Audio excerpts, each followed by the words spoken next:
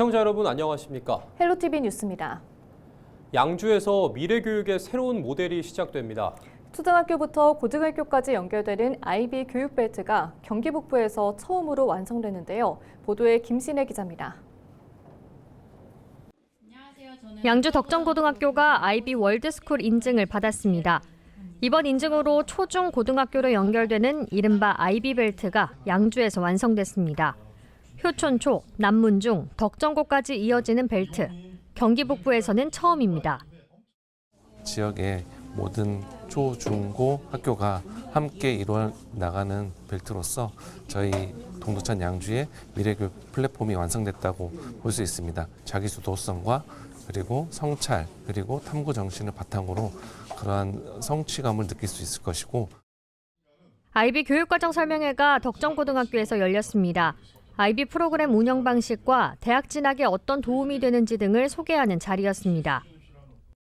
AI가 사람이 해야 되는 영역까지 너무나 깊게 들어와 버린 시대에서 사람이 사람다운 생활을 하고 또 정말로 이 시대가 필요한 경쟁력 있는 길러내기 위해서는 저는 답이 이것밖에 없다고 생각을 했습니다. 국제 바칼로레아 IB 교육은 스위스 비영리 재단에서 시작된 교육 방식으로 자기주도적 성장에 초점이 맞춰져 있습니다. 교과서 중심의 주입식 교육이 아닌 직접 필요한 정보를 찾고 질문에 답하고 탐구하는 방식입니다. 고등학교에서는 2년 동안 주요 교과목을 에세이, 토론, 발표 등으로 수업하고 평가합니다.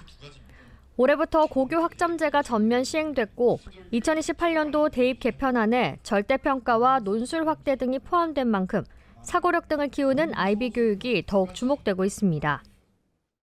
이제 새로운 세상을 향한 또 첫 시작이라는 생각입니다. 앞으로 또 저를 포함해서 우리 교육청과 교육지원청, 우리 시청, 많은 유관기관들이 아낌없는 지원을 해주셔야 할 것이고요. 우리 아이들이 큰 세상으로 나갈 수 있도록 최선을 다하겠습니다. 동두천 양주교육지원청은 IB 학교 확대를 위해 IB 수업 사례를 교사, 학생들과 공유해 나갈 계획입니다. 경기 북부 첫 IB 교육벨트가 미래교육의 새로운 모델이 될 수 있을지 주목됩니다. 헬로티비 뉴스 김신혜입니다. 17일 오후 1시 40분쯤 양주시 광정면 갈곡터널 인근에서 탱크로리에 불이 나 20여 분 만에 모두 꺼졌습니다. 다행히 인명피해는 없었지만 화재 진압으로 한때 해당 구간이 통제되면서 차량 정체가 빚어졌습니다. 경찰과 소방당국은 탱크로리 엔진에서 불이 시작된 것으로 보고 정확한 화재 원인을 조사하고 있습니다. 의정부시의 한 병원에서 프로포폴 5병이 사라졌다는 신고가 접수돼 경찰이 수사 중입니다. 17일 의정부 경찰서에 따르면 지난 13일 오후 4시쯤 의정부시 밀락동의 한 병원에서 개당 12ml 용량의 프로포폴 5병이 사라졌다는 내용의 신고가 경찰에 접수됐습니다. 현재까지 용의자는 특정되지 않았으며 경찰 관계자는 CCTV와 그동안의 약물 관리 전반에 대해 확인하고 있다고 말했습니다. 의정부시가 부용 파크골프장 착공식을 개최했다고 18일 밝혔습니다. 착공식에는 김동근 의정부시장과 지역 주민 등 약 200명이 참석했는데요. 부용 파크골프장은 오랜 기간 유휴지로 남아있던 부용터널 상부에 조성됩니다. 18홀 규모로 총 사업비는 약 30억 원인데요. 2026년 상반기 준공을 목표로 하고 있습니다. 오늘 20일부터 양주사랑카드로 결제하면 5%가 추가 환급됩니다.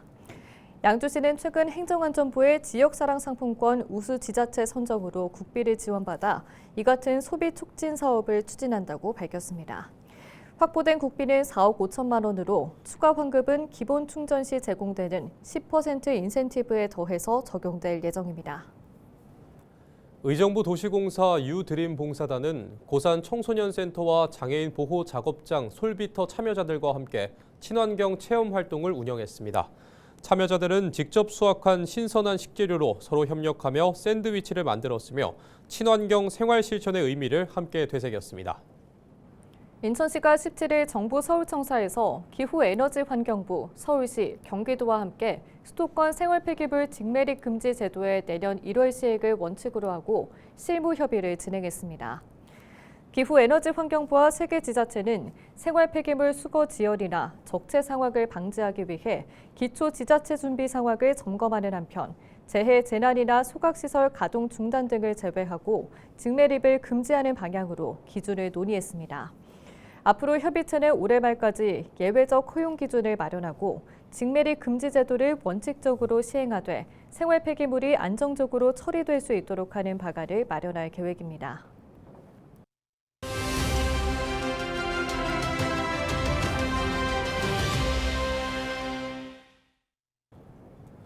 2026년 1월 1일 수도권 매립지의 생활 폐기물 직매립 금지 시기가 코앞으로 다가왔습니다. 수도권 지자체들과 환경부는 소각장 마련이 제대로 되지 않아 유예 방안까지 논의했는데요. 결국 예정대로 직매립 금지를 시행하기로 했습니다. 하지만 구체적인 소각시설 계획이 확정된 경우 1년까지 유예할 수 있다는 단서 조항이 있어 부분 직매립이 이어질 것으로 보입니다.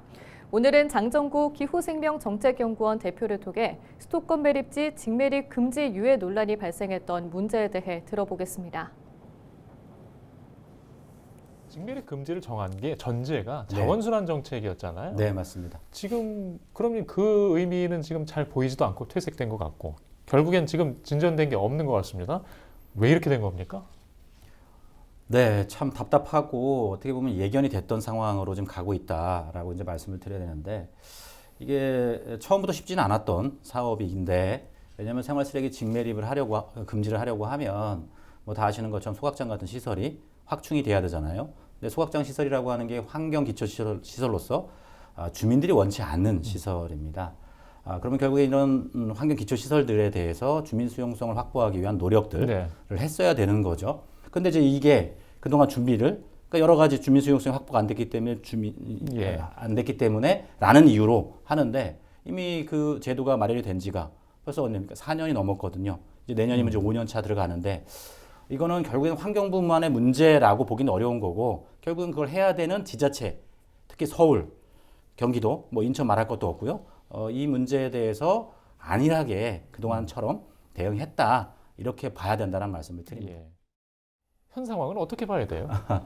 예, 인천시가 다른 지자체에 비해서 노력을 안 했다고 볼 수는 없습니다. 뭐 결과적으로 보면 인천시 자료에 발표한 자료를 보면 2020년에 비해서 지금 쓰레기가 한 35% 정도 줄었다라고 이야기를 합니다. 문제는 그렇게 35% 줄였다 해서 추가 소각장이 필요 없는 거냐? 그럼 결국에는 광역 소각장이 적어도 3개 정도는 필요한 상황으로 봐야 됩니다. 쓰레기가 아무리 줄었다 하더라도. 근데 그런 준비가 지금 되고 있느냐? 뭐 다 아시는 것처럼 뭐 준비위원회든 뭐 선정위원회든 구성을 해서 진행을 했지만 딱히 진행되고 있다라고 좀 보기 어려운 상황인 거죠. 뭐 경기도에야 좀 여유가 좀 있다고 할 수 있을지 모르지만 서울 같은 경우는 지금 하루에 2023년 기준으로 보면 발생하는 쓰레기가 한 3,400톤 정도 됩니다. 근데 이 중에서 소각하는 게 자체적으로 서울시에서 하는 게 2,000톤 정도예요. 그러면 결국에는 절반 정도에 대한 부분에 대안이 좀 있어야 되는데 이게 과연 그래서 지금 현재 한 700톤 정도가 매립지로 들어가고 있는 상황으로 좀 알려져 있거든요.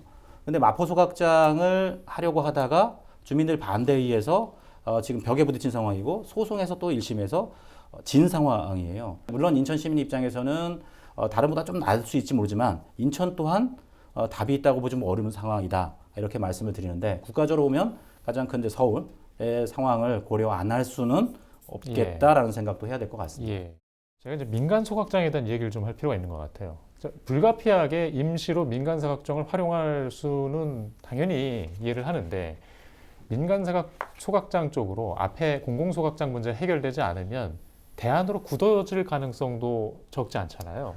뭐 환경운동하는 사람으로서 가장 우려가 되는 지점이 바로 그 지점이다라는 말씀을 일단 드립니다. 물론 뭐 잠깐 민간의 도움을 좀 받는 거는 뭐 충분히 가능하다라고 생각이 드는데 민간이라고 하는 곳은 실제로 수익을 위해서 움직일 수밖에 없는 상황이잖아요.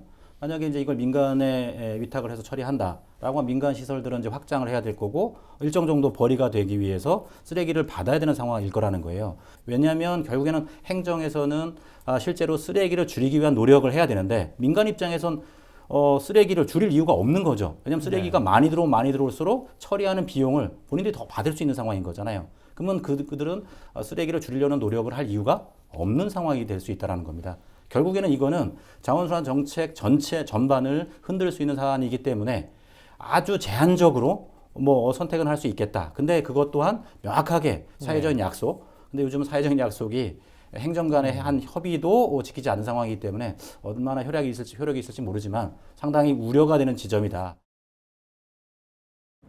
인천 특수교사 사망 진상규명을 위한 비상대책위원회가 지난해 10월 세상을 떠난 특수교사의 사망 책임자 처벌을 요구하고 나섰습니다.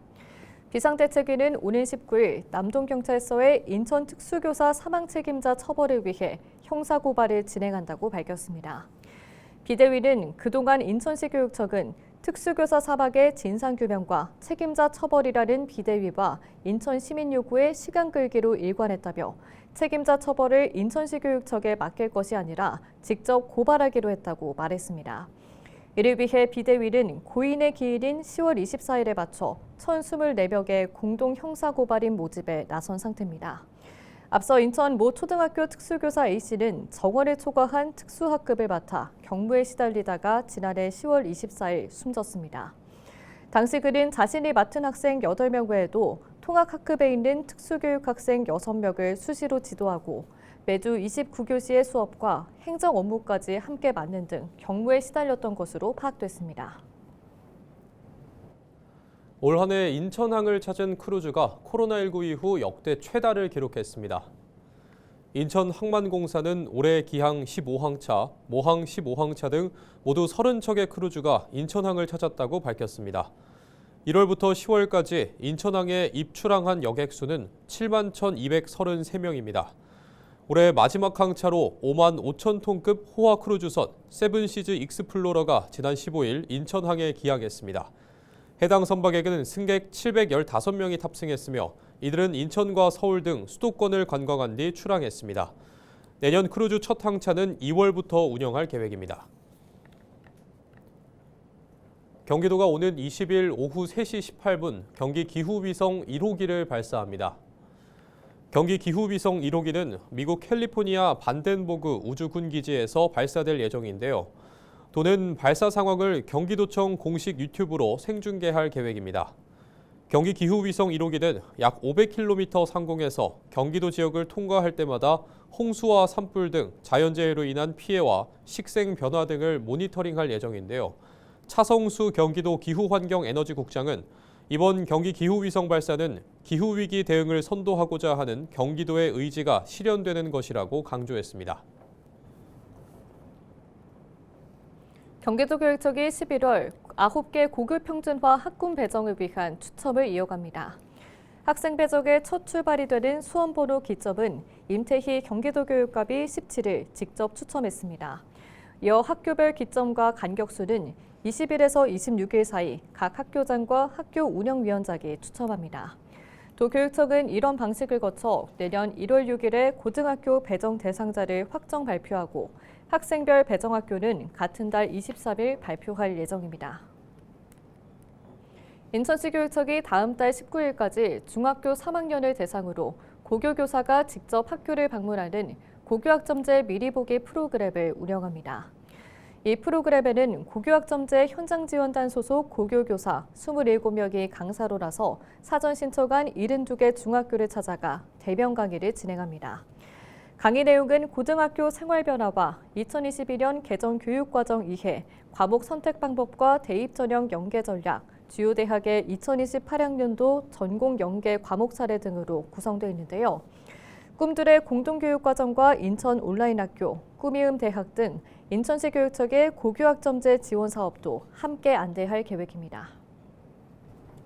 경기도가 내년 3월 15일까지 겨울철 도로 제설 대책 기간을 운영합니다. 이번 대책은 기습적인 강설에도 신속히 대응할 수 있도록 사전 대비를 강화하는 것이 목적인데요.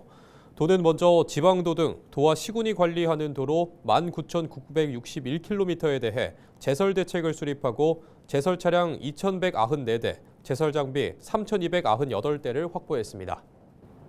이상으로 뉴스를 마칩니다. 시청해주신 여러분 고맙습니다.